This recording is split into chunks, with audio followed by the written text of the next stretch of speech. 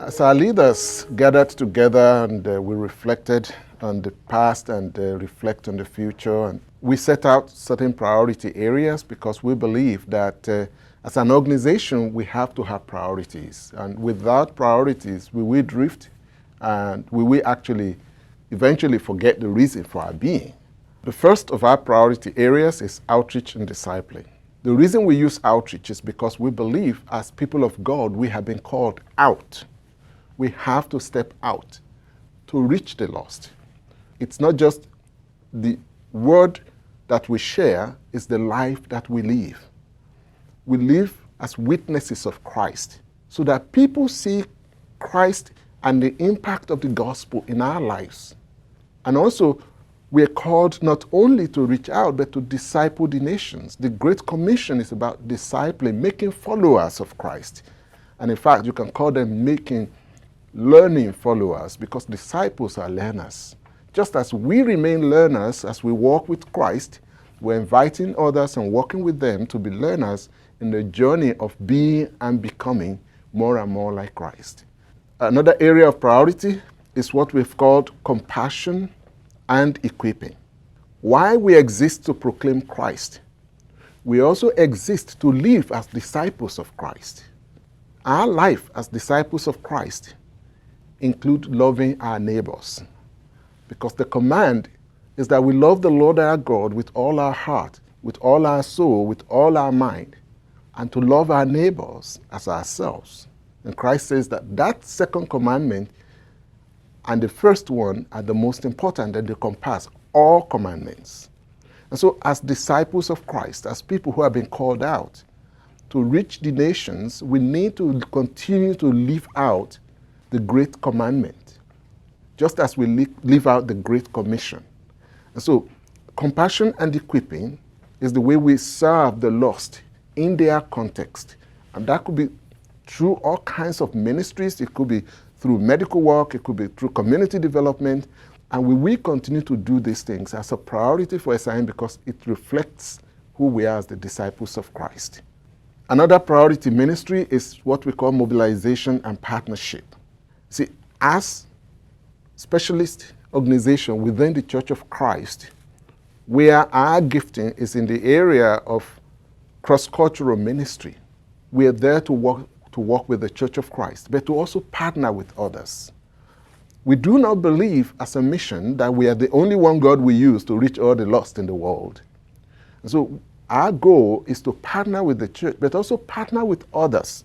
SIM does not exist to compete with other organizations. We exist to partner and work together because we are working for the same goal, the goal of making Christ known to the nations, the goal of reaching the nations and discipling them for Christ.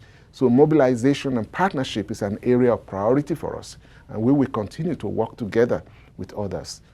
Another one of our priorities is what we call flourishing people. See, as we seek to reach the lost, and as we seek to mobilize the church and partner, that can only happen because God is calling people to work with SIM, which means we want to care for those whom God has called to work with us. Our desire is that SIM missionaries and SIM personnel all over the world are growing in their own lives. They're flourishing as individuals. They're flourishing as families. They're flourishing in ministry. They have joy in their lives.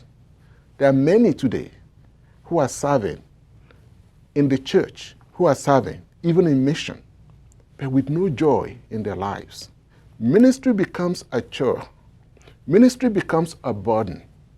And day by day, people work harder and harder until sometimes they burn out. And we are praying and seeking that ministry with SIM and the ministry of responding to Christ's Great Commission will be a joy, not a chore. And we can only do that if we focus on the flourishing of our people, on their growth as individuals, as people. And it's only as they grow themselves in healthy relationships, as they grow in healthy partnerships, as they grow in healthy ministries, that's how they're able to fulfill the Great Commission joyfully. And that's what we desire. So that's why flourishing people is a priority for us. the growth of our people is as important as the work that they do. The last area of emphasis for us, the last area of priority, is what we call flourishing leaders. And we can see all through Scripture the importance of leadership. Our desire is that our teams and ministries will be led by those who themselves have good relationship with the Lord and with others. That our teams will be led by growing disciples who have learned not only to grow for themselves, but to invest in the life of others so that they can grow. A leader is one who has been called to shepherd God's people, who has been called to serve God's people, who has been called to steward the gifts and skills of God's people and the resources that God has given to us. And so leadership and leaders that are flourishing is an area of priority for us, because we believe that in order to fulfill all that we see God calling us to do, in order to be who God has called us to be, we must have leaders who are themselves flourishing, who are comfortable in who they are, who are growing in their walk with the Lord, so that they in turn can help others on their teams and in their ministry grow in who they are and continue to grow in what they're doing. So as an organization, as we've come out of this time of reflection and prayer, we're focusing on outreach and discipling as an area of priority that cut across all that we do. We're looking at compassion and discipling as the way we live out the gospel among the nations.